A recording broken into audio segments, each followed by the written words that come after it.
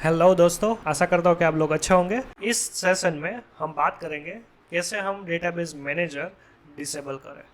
हमने last session देखा था मास्टर पासवर्ड क्या है और हम कैसे उसको रिसेट करें।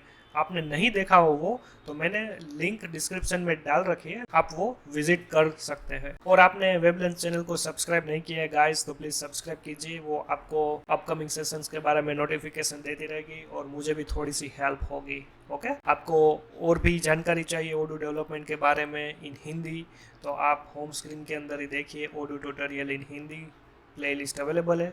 तो आप ये मेन प्लेलिस्ट आप रिफ़र कर सकते हो, और इंग्लिश में भी अवेलेबल है ये वाला। ओके, और दूसरे टॉपिक भी अवेलेबल है विथ डिफरेंट टेस्ट केसेस। तो चलो हम बात करते हैं कैसे हम डेटाबेस मैनेजर को डिसेबल करें। हमने लास्ट सेशन में इम्पोर्टेंट चीज़ देखी थी मास्टर पासवर्ड की, राइट। तो जैसे ही मैं यहाँ पर जाता हूँ वेब डेटाबेस मैनेजर में, तो यहाँ पर मुझे दो डेटाबेस मिलती है, राइट। अभी क्या है कि हमने, आप रिलेट करो दो पिछले सेशंस में, एक तो मास्टर पासवर्ड का और एक यूज़फुल यूआरएल्स, राइट। वहाँ पर हमने क्या देखा था कि काफ़ी सारी यूज़फुल यूआरएल्स ओडू के अंदर है, वो हमें थोड़ी सी याद रखनी है वहाँ पर भी। और स्पेसिफिकली लास्ट सेशन के अंदर एक और शायद आपको क्वेश्चन हुआ होगा कि एज ए सिक्योरिटी रिस्क आपको ये दिखाना ही नहीं है, तो आप क्या कर सकते हो, राइट।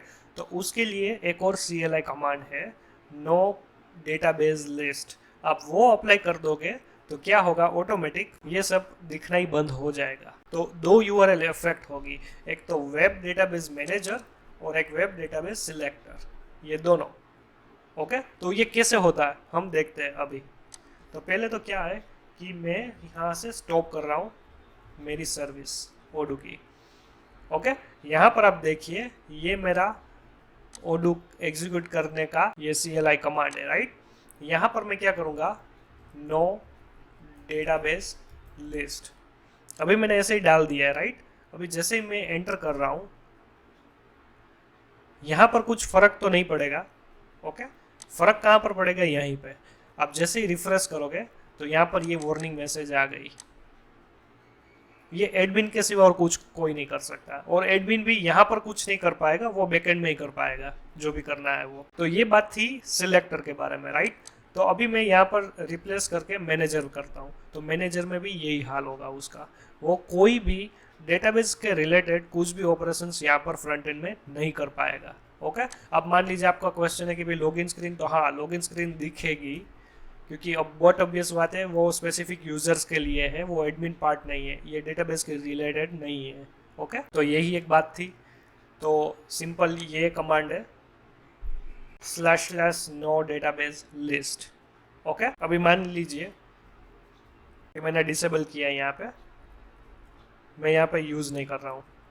ओके, मैंने फिर से यहाँ पर स्टार्ट किया ओडू की सर्विस, और मैं जैसे ही रिफ्रेश कर रहा हूँ यहाँ पे, तो आप देखिए यहाँ पे ये माई डेटाबेसेस का लिंक आ गया।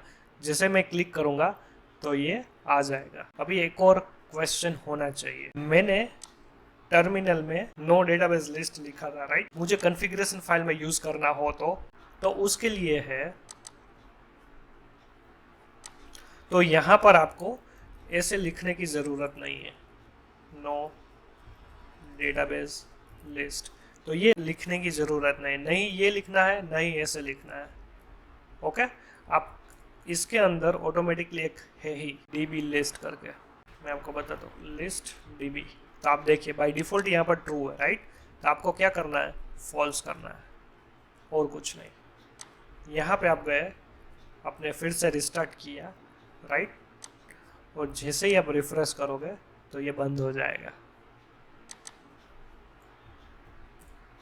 देखो दोनों बंद हो गई। और एक और चीज़ आप देखो यहाँ पे लॉगिन,